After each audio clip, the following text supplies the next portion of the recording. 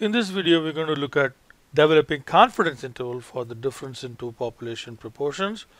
And here, we are not going to do a pooled proportion.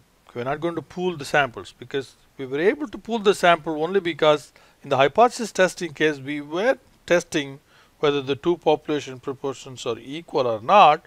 So we were able to pool and check that out. Whereas here, we don't have any hypothesis to test, so there is no reason for us to presuppose that the two population proportions could be same and therefore pool the samples. So we cannot pool the samples, so our standard error of estimate is simply p sub 1 times 1 minus p sub 1 over n sub 1 and p sub 2 times 1 minus p sub 2 over n sub 2. That's it, straight. And you use this formula. So let's look at an Excel example. So we will continue with the same example as before, which is the proportion of guests who express a willingness to return, likely to return. Okay, so we want say 95%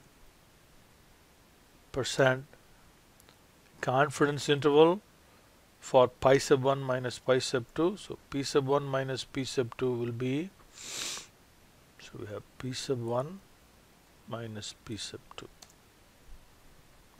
Okay, now standard error is square root of p sub 1 times 1 minus p sub 1 over n sub 1, okay, plus, okay, do the same for the second part, p sub 2 times 1 minus p sub 2 divided by n sub 2. Okay, again, if you want to split this up into two parts, that would be a good idea. Yeah, but I didn't do it this time. Okay, now we want the z table value. Z table value for 95%. So 95% is the middle area. Okay, and we want the positive side. So we need to look at the way norm dot s dot inv works is that you need to provide the cumulative probability for norm dot inv dot s dot inv.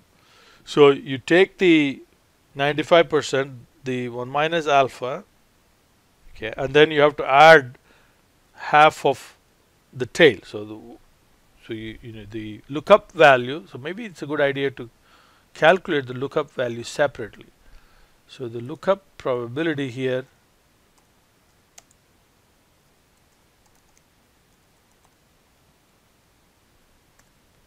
is you take the 95%, okay, and then you add half of what remains. So 1 minus that is the two tails, so divide by 2. So that's what, and that is 97.5. So that's what we need to use in norm dot s dot inv, and that's the probability, gives you the z value. So z times the standard error will give you the margin of error, and then the point estimate of the difference minus the margin of error gives you the lower limit. Point estimate plus margin of error gives you the upper limit. Then we can set up an interpretation. Okay, so we are 95% confident that the difference in the proportion of guests expressing a willingness to come back, okay, is between these two percentages.